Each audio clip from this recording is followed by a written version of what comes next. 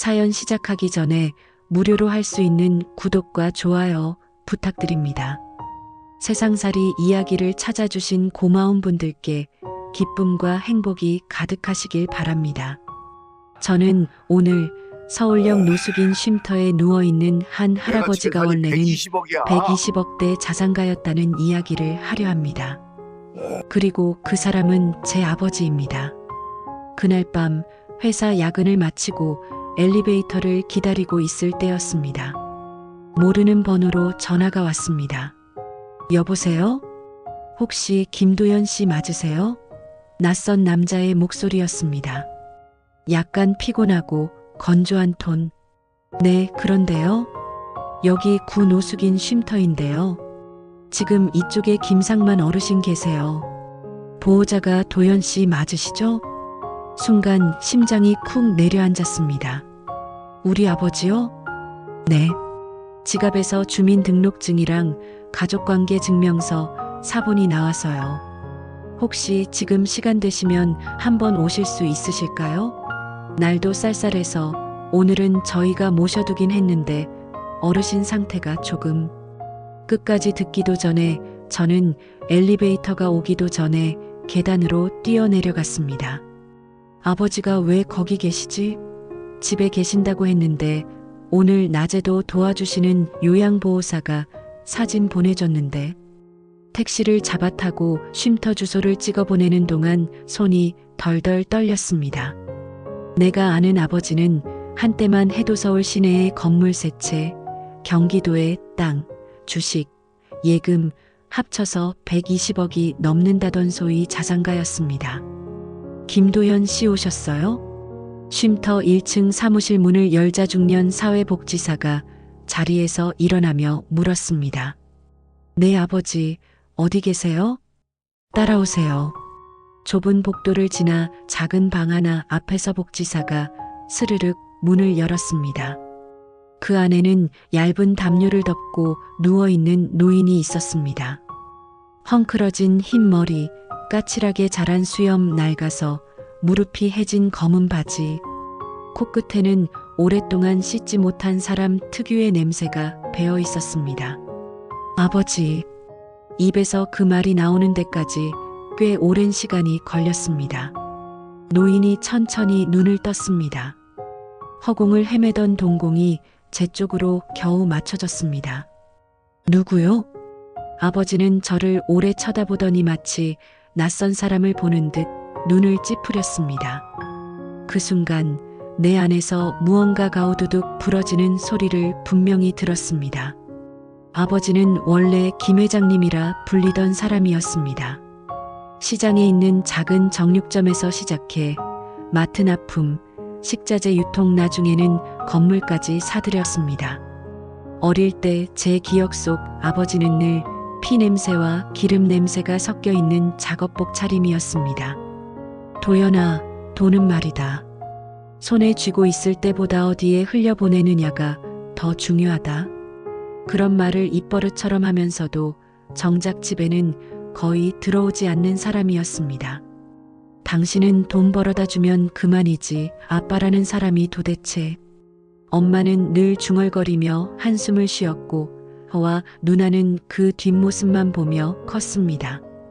아버지는 귀가 어두운 친정엄마제 할머니에게는 한 달에 몇 번씩 찾아가 현금 봉투를 슬쩍 두고 오는 사람이었습니다.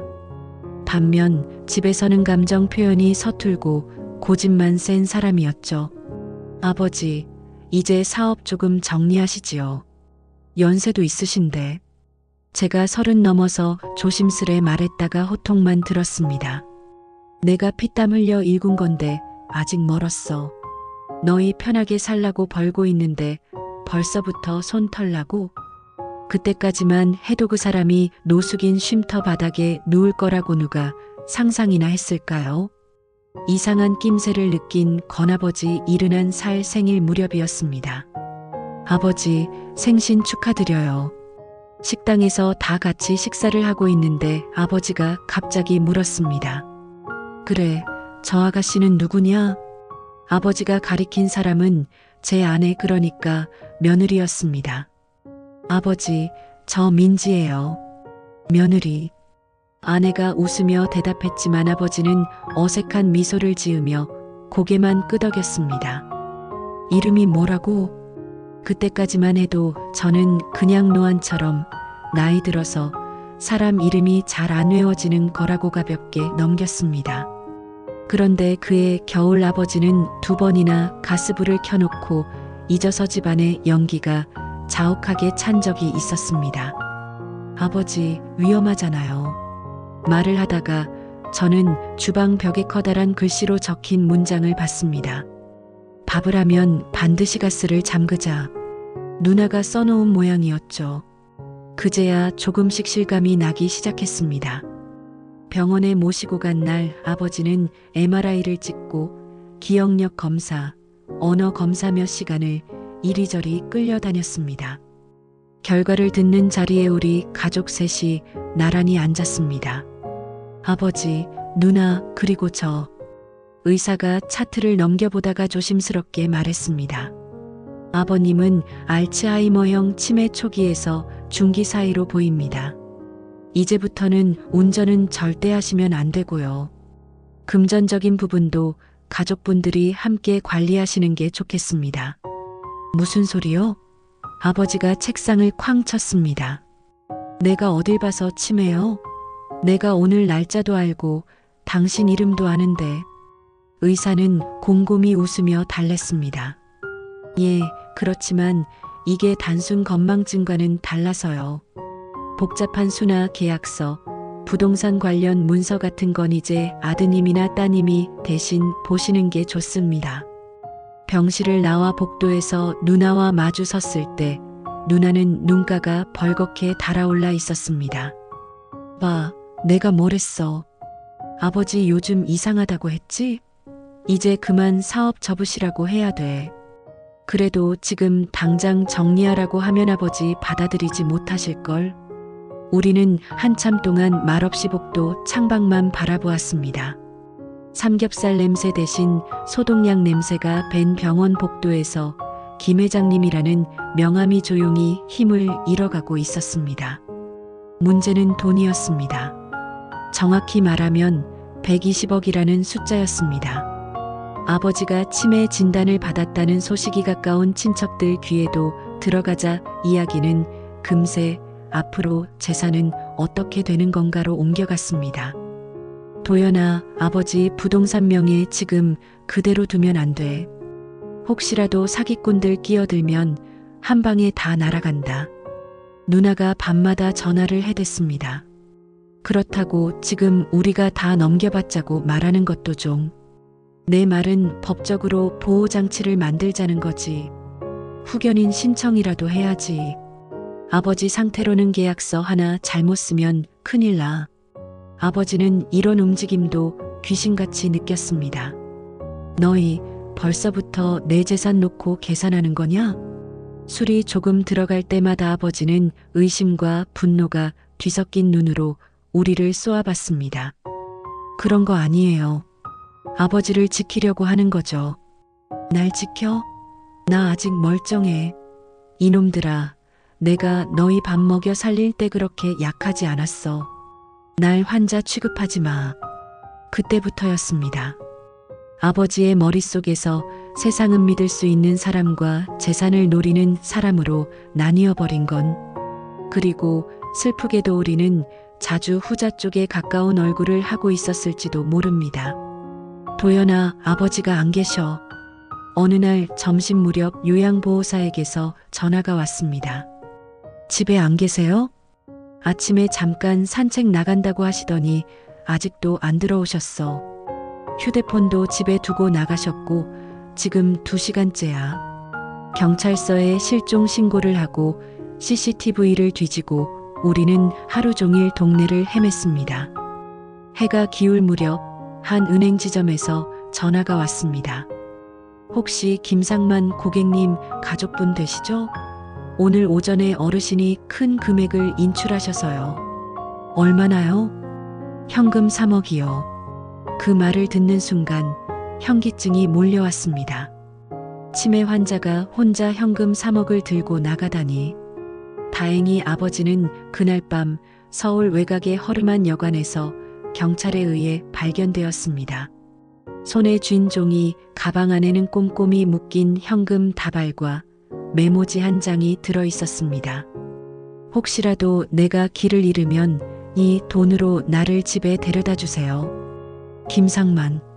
나는 그 메모지를 보는 순간 숨이 턱 막혔습니다. 아버지, 왜 그러셨어요? 우리한테 말이라도 하고. 아버지는 고집스러운 얼굴로 고개를 돌렸습니다. 너희한테 말하면 또 뺏어갈 거잖아. 누가 뭘 뺏어가요? 내가 돈 없어지면 너희들이 나를 어떻게 대하는지 보고 싶었어. 그 말은 마치 예언처럼 우리 가족의 미래를 미리 적어놓은 문장 같았습니다. 치매 증상은 갈수록 심해졌습니다.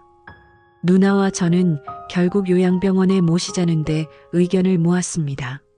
아버지, 이제는 전문 병원에서 치료받으셔야 돼요. 병원? 마치 나를 짐짝처럼 맡겨놓으려는 거지? 그게 아니라 내 돈으로 지은 집에서 왜 내가 못 살고 남들한테 맡기냐? 나 안 가. 결국 요양병원 입원 당일 아침 아버지는 집에서 또 사라졌습니다. 이번에는 일주일 동안 어디에도 흔적이 잡히지 않았습니다. 경찰서, 병원, 지인들 집, 시장 옛 정육점 자리까지 다 돌아다녔지만 아버지는 없었습니다. 그리고 일주일째 되던 날 밤 서울역 파출소에서 전화가 왔습니다. 여기 여감 노숙인들 사이에서 행패 부리는 할아버지 한 분이 계신데 주민등록 조회해보니 보호자분 연락처가 나와서요. 그곳에서 처음 본 아버지는 제가 알던 김 회장이 아니었습니다. 역 앞 지하도 계단, 신문지를 깔고 앉아 대여섯 명의 노숙자와 함께 종이컵에 막걸리를 나눠 마시며 아버지는 이렇게 말하고 있었습니다. 야, 인생 다 거기서 거기야. 내가 옛날엔 말이야, 건물이 몇 채였는데 지금 봐라. 다 쓸데없어. 결국 이 바닥에 누워 있잖냐. 그 말을 들으면서도 옆 사람은 웃고 누군가는 코를 골며 자고 있었습니다. 누군가가 중얼거렸습니다. 치매 노인 같더라니까. 맨날 자기가 부자였다고, 돈이 100억이 넘었다고 같은 말만 반복해. 저는 멍해진 채 아버지 앞에 섰습니다. 아버지. 아버지가 고개를 들었습니다. 그리고 제 얼굴을 한참 보더니 이렇게 물었습니다. 혹시 나 아는 사람이야? 그 질문에 제 가슴이 완전히 무너졌습니다. 아버지를 억지로 모시고 나와 임시 보호소에 맡긴 뒤 몇 주 뒤였습니다. 한 로펌에서 연락이 왔습니다. 김상만 님 관련해서 사전에 맡겨진 서류가 있어 가족분께 안내드리려고 합니다. 서류요? 네. 치매 진단 시 효력이 발생하는 유언대용 신탁계약이라고 보시면 됩니다. 회의실에 앉아 변호사가 내민 서류 뭉치를 보는 동안 머리 위 형광등이 유난히도 하얗게 느껴졌습니다. 첫 페이지 제일 윗줄에는 굵은 글씨로 써 있었습니다. 나는 내 재산이 내 가족을 망가뜨리는 꼴을 보고 싶지 않다. 그래서 멀쩡할 때 내 손으로 정리한다. 아버지의 친필이었습니다. 신탁 내용은 이랬습니다. 서울 동건물 2채, 지방 상가 1채, 매각 후 그 수익금의 70%는 치매 노인 요양시설 확충을 위해 기부, 남은 20%는 노숙인 재활센터 설립 기금으로 기부, 10%는 자녀들과 손주들 교육비로 각각 소액 분할. 그리고 마지막 장 편지처럼 써내려간 문장이 눈에 들어왔습니다. 도연아, 미진아, 너희한테 미안하다. 하지만 내가 죽고 나면 120억이라는 숫자가 너희 인생을 잡아먹을 것 같았다. 너희가 나를 아버지가 아니라 120억으로 기억할까봐 겁이 났다. 내가 치매 진단을 받기 전에 정신이 또렷할 때 이 계약을 했다. 나중에 내가 이 사실을 깡그리 잊어버리고 너희에게 뭐라 하더라도 그건 병 때문이지 내 진심이 아닐 거다. 혹시라도 내가 길을 잃고 노숙자가 되어 떠돌아다닌다면 부디 나를 부끄러워하지 말고 한 번만 안아다오. 나는 돈이 사라지는 게 아니라 내가 누구였는지 사라지는 게 더 두렵다. 2020년 어느 겨울 아직 정신 멀쩡한 김상만 올림. 나는 종이를 부여잡고 한참 동안 울었습니다. 우리가 걱정하던 사라진 재산은 사실 아버지가 미리 어디로 보낼지 정해놓은 것이었습니다. 아이러니하게도 아버지는 자신이 치매로 잃어버린 기억을 대비해 재산부터 먼저 정리해 둔 사람이었습니다. 이제 모든 퍼즐이 맞춰지는 것 같았습니다. 아버지는 치매 진단 직후 정신이 비교적 또렷할 때로 펌과 은행을 오가며 모든 계약을 마쳤습니다. 그러고도 한동안은 자신이 무슨 결정을 했는지 알고 있었겠죠. 하지만 병이 진행되면서 그 기억마저 조각나버렸습니다. 그러니 지금 아버지에게 남은 것은 이상하게 부풀려진 과거의 자랑뿐이었습니다. 나 원래 120억 있던 사람이야. 내가 건물 몇 채를 내가. 서울역 앞 지하도 계단에 앉아 아버지는 그 말을 수십 번 반복했을 것입니다. 어떤 사람은 그 이야기를 듣고 비웃었을 거고 어떤 사람은 그냥 또라이 취급하며 지나쳤겠죠. 하지만 그 말은 사실이었습니다. 그 사람이야말로 진짜 120억 자산가였습니다. 단지 돈을 잃은 것이 아니라 기억을 잃은 자산가였을 뿐. 그리고 우리는 그 사실을 너무 늦게 알았습니다. 아버지는 결국 노숙인 쉼터와 요양병원을 오가는 불안정한 생활을 하게 되었습니다. 김어르신, 오늘은 여기 계시고요. 내일 아드님이 모시러 오신대요. 간호사가 설명해도 아버지는 금세 잊어버렸습니다. 집에 가야지나 집에 가야 한다니까. 우리는 주말마다 아버지를 찾아갔습니다. 하지만 찾아갈 때마다 아버지의 표정은 달랐습니다. 아버지, 저 도연이에요. 도연? 아, 우리 집안일 시키던 직원 이름이 도연이었나네. 도장 어디 갔어? 오늘 계약해야 되는데. 다른 날에는 이랬습니다. 아버지, 저예요. 아들. 아들이라니네. 아들은 아직 초등학교 다니는데. 너 누구야? 그럴 때면 나는 화장실에 숨어 몰래 울었습니다. 도대체 언제까지 이렇게 살아야 하나? 그러던 어느 추운 겨울날 전화가 왔습니다. 보호자분, 어르신이 새벽에 심정지가 오셔서. 아버지는 노숙인 쉼터와 요양병원 사이 어딘가에서 조용히 눈을 감았습니다. 우리는 너무 늦게 도착했습니다. 작은 시신 안치실, 차가운 침대 위 얇은 하얀 천으로 덮인 몸. 나는 그 앞에서 무릎을 꿇었습니다. 아버지, 미안해요. 120억이 뭐라고 재산 정리한다는 핑계로 당신 마음부터 챙기지 못해서 미안해요. 노숙자가 된 아버지를 부끄러워했던 제 자신이 제일 치사합니다. 장례를 치르고 몇 달이 지나 우리는 하나의 소식을 들었습니다. 구치매 노인 요양센터 신축 기념식이 있습니다. 김상만님 유족분들은 가능하시면 참석 부탁드립니다. 아버지가 생전에 정리한 신탁 기금으로 지어진 요양센터였습니다. 거기에는 치매 환자들이 비교적 저렴한 비용으로 오랜 시간 머무를 수 있는 병동이 마련되어 있었습니다. 기념식 당일 우리는 센터 입구에 걸린 현판을 봤습니다. 김상만 기념 치매 통합 지원센터. 건물 안 한쪽 복도에는 기부자의 이야기를 적은 패널이 붙어 있었습니다. 자수성가형 1세대 사업가였던 그는 자신의 치매 진단 이후 전 재산을 같은 병을 가진 이들을 위해 쓰기로 결심했다. 누군가는 그를 노숙자가 된 자산가로 기억하지만 이곳에서는 그를 기억을 잃어가면서도 타인을 위해 마지막 선택을 한 사람으로 기억한다. 나는 그 문장을 읽으며 천천히 고개를 들었습니다. 유리창 너머 하얗게 빛나는 겨울 햇살 아래 몇몇 어르신들이 재활실에서 물리치료를 받고 있었습니다. 그중 한 할머니가 치료사에게 묻는 목소리가 들렸습니다. 여기는 누가 지은 데라 그랬지? 김상만? 그분 덕분에 우리가 싸게 치료받는 거라고. 그래, 그분 참 고마운 분이네. 꼭 전해줘. 덕분에 내 손주들한테 짐 덜 되는 거라고. 그 말을 듣는 순간 제 눈앞이 또다시 흐려졌습니다. 노숙인 쉼터 한켠에서 누군가와 막걸리를 나눠 마시며 내가 옛날엔 말이야, 건물이라고 자랑을 늘어놓던 그 노인.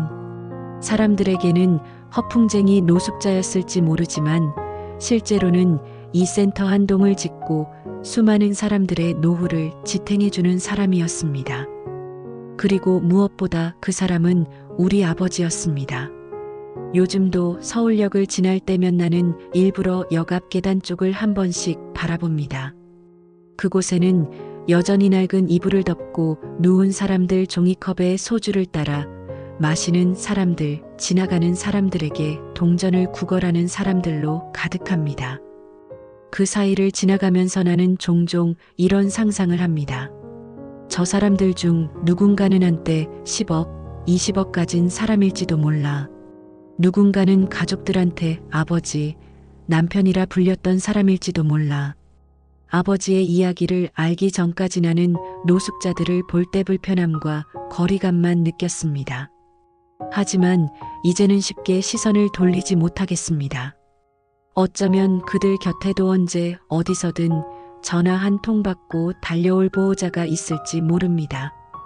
혹은 아버지처럼 기억만 잃었을 뿐 누군가의 인생을 지탱해 주던 사람이었을지도 모릅니다. 어느 날 쉼터 사회복지사가제게 이런 말을 했습니다. 김어르신이요, 기억이 괜찮으실 때 이런 말씀 자주 하셨거든요. 돈? 남 죽은 뒤에 어떻게 쓰이는지 내가 무슨 상관이냐? 나는 살아있을 때 내가 보고 싶은데 쓰고 싶다. 그때는 그냥 허풍인 줄 알았는데 진짜였네요. 120억이라는 숫자는 확실히 컸습니다. 하지만 그보다 더 큰 건아버지가 마지막에 남긴 그 한 줄이었습니다. 혹시라도 내가 길을 잃고 노숙자가 되어 떠돌아다닌다면 부디 나를 부끄러워하지 말고 한 번만 안아다오. 나는 마음속으로 대답합니다. 아버지, 그때는 제대로 안아드리지 못해서 정말 죄송해요. 대신 이제라도 아버지 이야기를 끝까지 기억하겠습니다. 120억 자산가가 치매를 앓으면서 노숙자가 된 사연이 아니라 120억을 가진 한 사람이 기억을 잃어가면서도 마지막까지 다른 사람들의 삶을 붙들어준 이야기로요. 그게 노숙자가 된 자산가의 아들로서 내가 할 수 있는 최소한의 도리이자 남은 사람의 몫이라고 나는 믿습니다. 우리네 세상살이 이야기 시청해 주셔서 감사합니다. 구독과 좋아요 부탁드리고 다음 사연으로 인사드리겠습니다. 감사합니다.